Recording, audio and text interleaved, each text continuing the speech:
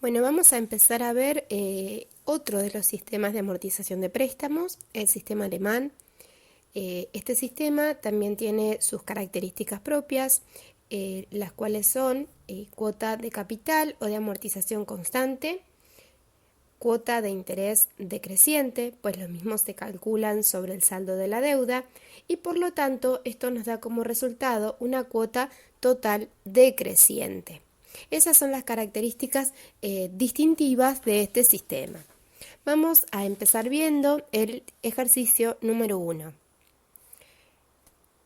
Suponiendo que el préstamo tomado por la empresa El Agro, ejercicio 1, sistema francés, se amortice mediante sistema alemán, determine A. Importe de la cuota de capital, B. Importe de la primera cuota de interés, C. Valor de la primera cuota total, D. Saldo de la deuda luego de abonar la tercera cuota y E. Componentes de la tercera cuota, cuota de amortización y de interés. Analice el cuadro de marcha correspondiente y compruebe las características distintivas del sistema alemán. Compare con el sistema francés y determine cuál de los dos sistemas abona más intereses. Explique cuál es el motivo y cómo decidiría cuál de los dos sistemas le conviene más. Bueno, si nosotros tenemos presente el ejercicio 1 del sistema francés, decía que la empresa El Agro necesitaba fondos para levantar la cosecha de soja y que el banco le ofrecía un préstamo en las siguientes condiciones: capital 50.000, en cuotas anuales, el plazo es 5 años y una tasa activa de 25% anual. Por lo tanto, los datos que nosotros vamos a tener son que el valor del préstamo son 50.000 pesos, que las cuotas son 5 cuotas anuales y que la tasa de interés es del 25% anual. Bueno, en el primer inciso nos pedía que determináramos el importe de la cuota de capital. La cuota de capital la simbolizábamos con las letras T sub P y la misma se calculaba dividiendo el importe del préstamo sobre la cantidad de cuotas. Nosotros dijimos que el importe de nuestro préstamo era de 50.000 pesos y que lo íbamos a devolver en 5 cuotas anuales. Por lo tanto, la cuota de capital o nuestra amortización es igual a 10.000 pesos. Bueno, el inciso B nos pedía que determináramos el importe de la primera cuota de interés. Nosotros sabemos que cuando se trata de sistemas de amortización que aplican interés sobre saldo, el interés de un periodo cualquiera siempre es el saldo adeudado al inicio del periodo por la tasa de interés. Como en nuestro caso estamos hablando del primer periodo, el saldo adeudado al inicio de ese periodo coincide con la totalidad del préstamo.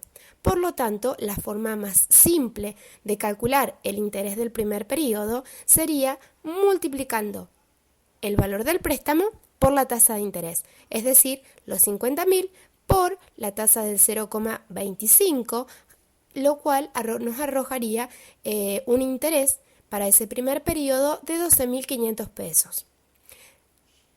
También tenemos la opción de poder calcularlo utilizando la fórmula general para el cálculo de intereses de un periodo cualquiera que se ve en el teórico, donde nosotros vimos que el interés de un periodo es igual a la tasa por el valor del préstamo sobre la cantidad de cuotas por n menos p más 1. Si nosotros volcamos en esa fórmula los datos que tenemos, nos va a quedar 0,25 por 50.000 sobre 5 por 5 menos 1 más 1, lo cual también nos va a arrojar el resultado de 12.500 pesos. El inciso C nos pide que determinemos el valor de la primera cuota total, es decir, vamos a tener que determinar C sub P. En nuestro caso va a ser C sub 1. la cuota total siempre va a ser igual a la cuota de amortización más el interés de ese periodo. Nosotros calculamos tanto la cuota de amortización, que dijimos que era de 10.000 pesos, como la cuota de interés del periodo 1, que dijimos que era de 12.500. Por lo tanto, vamos a llegar a una cuota total del primer periodo de 2.500 pesos. También siempre tenemos la opción de resolver utilizando la fórmula general que se ve en el teórico para el cálculo de C sub P, y si nosotros en dicha fórmula reemplazamos por los datos que tenemos del ejercicio, vamos a poder comprobar o corroborar que llegamos exactamente al mismo resultado. El inciso D nos pide que determinemos el saldo de la deuda luego de abonar la tercera cuota. Para calcular el saldo adeudado, nosotros tenemos dos opciones. La primera de ellas es hacer todo lo que a mí me dieron menos todo lo que yo ya pagué. En este caso, todo lo que a mí me dieron es el valor del préstamo y todo lo que yo ya pagué es todo lo que yo amorticé, es decir, el T mayúscula sub P, que lo calculábamos haciendo la cantidad de cuotas por el T sub P minúscula. La otra de las opciones es calcular todo lo que me falta pagar. ¿Qué es lo que me falta pagar? Me falta pagar N menos P por la cuota de amortización. Esto es lo que se ve reflejado en la expresión que tenemos nosotros en pantalla. La opción que yo elegí para efectuar el cálculo de cuál es el saldo de mi deuda luego de abonar la tercera cuota es evaluar todas las cuotas que me faltan pagar.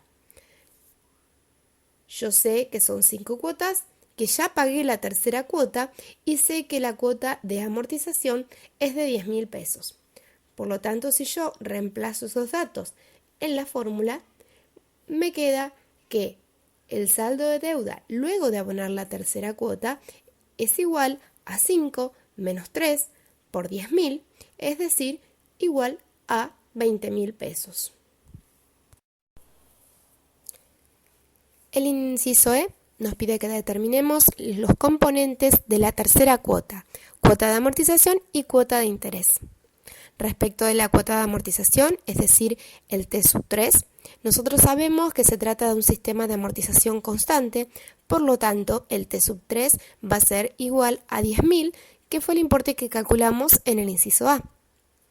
Respecto de la cuota de interés, es decir, el I sub 3, lo vamos a calcular utilizando la fórmula general que se ve en el teórico, es decir, que es igual a la tasa de interés por el valor del préstamo sobre N por N menos P más 1.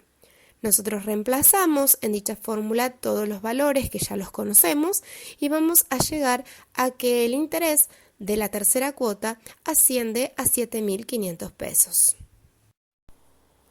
El ejercicio también nos pide que confeccionemos el cuadro de marcha y comprobemos las características distintivas del sistema alemán. El cuadro de marcha es un cuadro que tiene las mismas características que el que se confeccionó cuando se resolvieron los ejercicios del sistema francés.